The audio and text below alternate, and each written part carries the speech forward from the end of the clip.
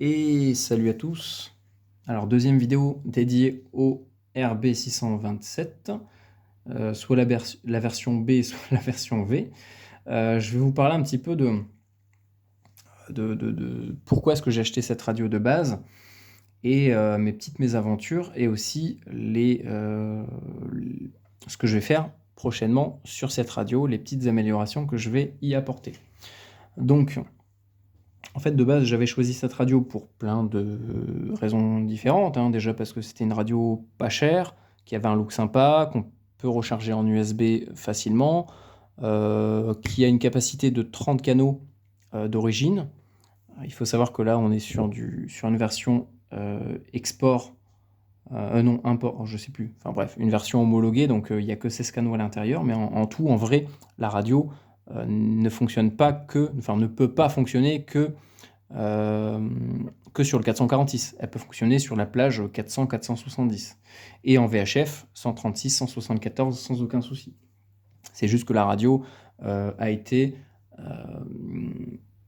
reprogrammée voilà, sur des canaux bien précis, sur des fréquences bien précises, avec des puissances bien précises. Donc en fait, de base, moi j'avais pris cette radio-là en version VHF. Vous allez me dire, mais quel intérêt?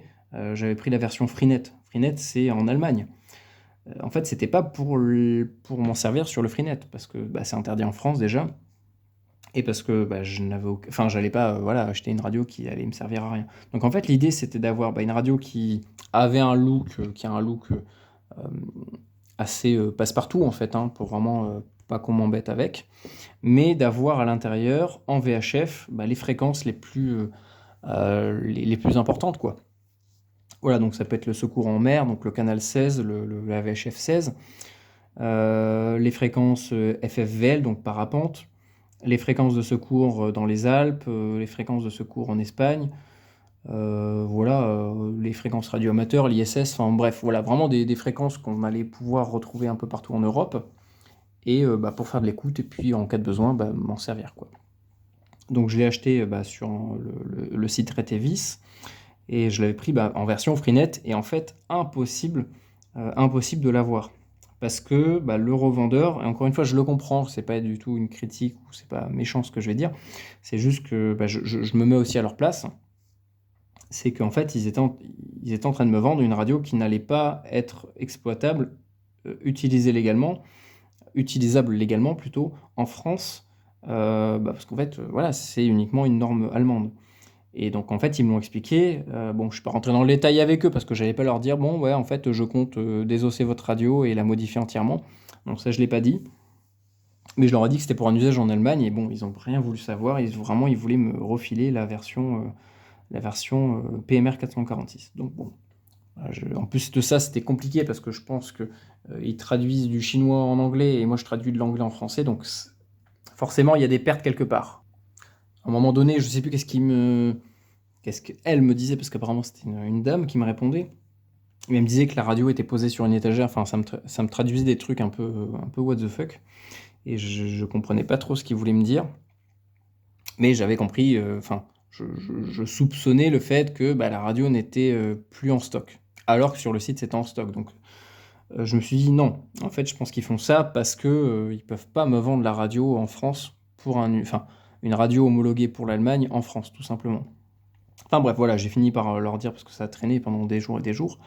Moi, je voulais ma radio, et j'ai fini par leur dire, bon voilà, envoyez-moi, si vous avez plus de VHF en stock, envoyez-moi une version UHF. Donc c'est pour ça que j'ai une version UHF ici. Mais l'idée de base, en fait, c'était vraiment d'avoir une version VHF et de modifier en fait le code plug, la programmation interne de la radio, pour débrider la radio, comme ce que j'ai fait sur le RB617, que j'ai débloqué en fréquence et en puissance. Donc ça m'a permis de programmer les fréquences radioamateurs, l'ISS, par exemple 2 fois la même fréquence, parce que c'est pas possible d'origine, comme sur celui-là. C'est-à-dire que il y a 16 canaux, et la mémoire 1, le canal 1, c'est le canal 1 446, quoi. On peut pas mettre par exemple mémoire 1, 2, 3, 4, canal 1. C'est pas possible, enfin fréquence du canal 1, quoi. Donc voilà, sur celui-là, j'ai réussi à très facilement débloquer la radio en bidouillant un petit peu des fichiers. Et sur celui-là, bon, j'avais beau, alors j'ai demandé de l'aide à Jules, que je salue d'ailleurs, IEY, Yay, qui m'a très gentiment filé un coup de main pour justement essayer de voir comment est-ce qu'on pourrait modifier la radio. Et on a commencé à bosser, puis on a trouvé quelques pistes, et ça, je vous en parlerai dans une autre vidéo. Mais c'était juste pour faire une petite intro ici. Et donc, en fait, on s'était rendu compte que ça fonctionnait pas du tout sur le même principe que le RB617, qui, une fois qu'on a débloqué une fonction dans un menu, et ben, on peut tout programmer comme on veut. Là, c'est vraiment à l'intérieur du CPS que tout est déjà défini au niveau des fréquences, au niveau de la puissance. Et on ne peut pas remodifier comme ça la programmation de la radio. Donc en fait, il fallait vraiment... on a un petit peu fouillé, donc je viens de m'y remettre. Je ferai une vidéo là-dessus parce que voilà, je suis aussi un bidouilleur, vous me connaissez. Donc là, l'idée de cette radio-là, l'objectif final, ça sera de modifier l'antenne pour avoir une antenne démontable. Donc c'est pas grave, on n'a pas la version VHF, on a la version UHF. Donc l'idée, ça va être de mettre une prise SMA sur la radio, pour qu'on puisse l'exploiter sur des antennes un peu plus intéressantes, plus compactes ou plus grandes. Moi, l'idée, ça serait, même si ça semble débile, mais mettre une antenne plus petite, parce que je trouve qu'elle est trop grande. Elle fait la taille de la radio, donc c'est un peu débile.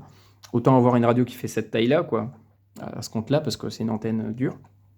Donc l'idée, ça va être de changer l'antenne, de modifier la puissance pour qu'on puisse monter sur 2 watts, et également programmer toutes les fréquences que j'ai envie de programmer sur les 30 mémoires. Donc débrider l'antenne, débrider la puissance, débrider les mémoires et débrider les fréquences.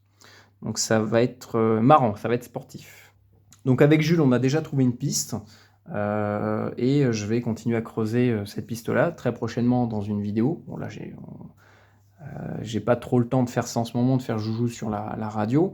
Mais voilà, à l'occasion, je vous ferai d'autres vidéos sur les avancées de ce projet-là.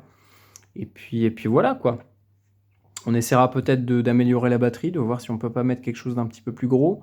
On verra avec l'impression 3D si on peut pas, peut-être fabriquer une batterie ou quelque chose, je sais pas, un petit support, quelque chose de sympa. J'aimerais bien vous faire du contenu un peu innovant. Voilà, donc... et même programmer les boutons, parce que c'est vrai que voilà, dans la présentation de la radio, je vous avais dit que le moniteur était là et que la radio était là, enfin la radio FM, enfin la musique, quoi. Et c'est un peu contre-intuitif, parce que sur toutes les radios, le squelch, elle est éteinte comme par hasard, et vous prenez n'importe quelle radio, forcément elle est verrouillée.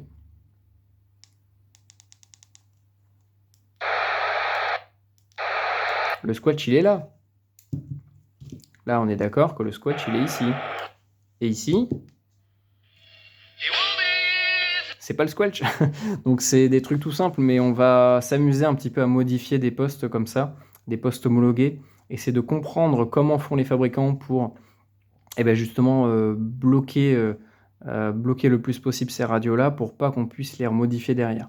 Donc nous, l'idée, ça va être de faire du reverse engineering, je crois que ça se dit, voilà, vraiment reprendre le truc dans l'autre sens et essayer de tout démonter, de tout décompiler pour voir vraiment comment ça fonctionne en interne, comment réagissent les logiciels avec la radio, et essayer de jouer avec ça et de faire ce qu'on a envie, quoi, du pur hacking, quoi. Donc voilà, ça va venir très prochainement.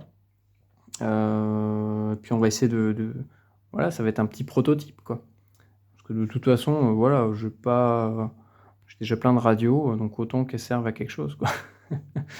Voilà pour ce projet-là. Puis j'essaierai à l'occasion, je sais pas si vous connaissez même des modèles de radio, moi ça m'intéresse, si vous connaissez des modèles de radio très compacts comme ça. Encore une fois, je veux du compact, je veux des trucs super compacts, sympas, vous voyez, pas non plus des trucs super cheap, méga légers. Là, on est quand même sur un truc qui pèse son poids, avec quand même relativement pas mal de menus, le maximum de mémoire possible, que je puisse reprogrammer sur toute la portion VHF, en fait, sur au minimum 16 canaux, quoi. Mais là, l'idéal, le top, c'est que cette radio a 30 canaux. Donc, ah oui, et dernière modification, ça va être aussi de changer le nom du canal. De, par exemple, reprogrammer les 30 mémoires et à chaque fois renommer le canal avec le bon nom. Voilà, donc ça va pas être Ça va pas être de la rigolade, mais on va s'amuser. On va s'amuser. Et donc voilà, si vous connaissez un poste qui a à peu près la même gueule, ou si vous avez un autre moyen de le choper en version VHF, parce que franchement, ça m'a un peu saoulé quoi, cette histoire où à chaque fois je bataillais par mail pour avoir la version Freenet. Après, encore une fois, je jette pas la pierre, je comprends totalement. Si eux, ils me vendent une radio qui n'est pas conforme euh, à, à un usage en France, eh ben, c'est eux qui sont en tort, en fait, d'une certaine manière. Donc, bah, je pense que c'est normal aussi qu'ils se protègent. Et voilà, moi, l'idée, c'était pas de m'en servir sur du Freenet, c'était vraiment de, de- de bidouiller la radio, quoi, de la, de la démonter entièrement, quoi. Voilà, voilà, donc vous savez tout. Bah, n'hésitez pas à me filer un coup de main là, sur le Discord si vous avez des idées, ou même dans les commentaires. Je pense que je vous partagerai petit à petit les étapes. Donc encore une fois, voilà, si vous êtes intéressé par le bidouillage, par la radio, venez sur le Discord. Vous pouvez discuter avec nous de tout ça. Si vous voulez commencer à faire de la radio, à découvrir le monde de la radio, téléchargez l'application Plumble Free. Je vous ferai une vidéo très prochainement, là, elle va arriver, sur bah, comment rejoindre le réseau et comment faire de la radio, enfin comment faire oui, de la pseudo-radio, comment découvrir la radio avec nous, avec un téléphone ou un ordinateur. Allez, je vous souhaite une bonne journée, je vous dis à la prochaine pour la suite de ce projet-là. Salut!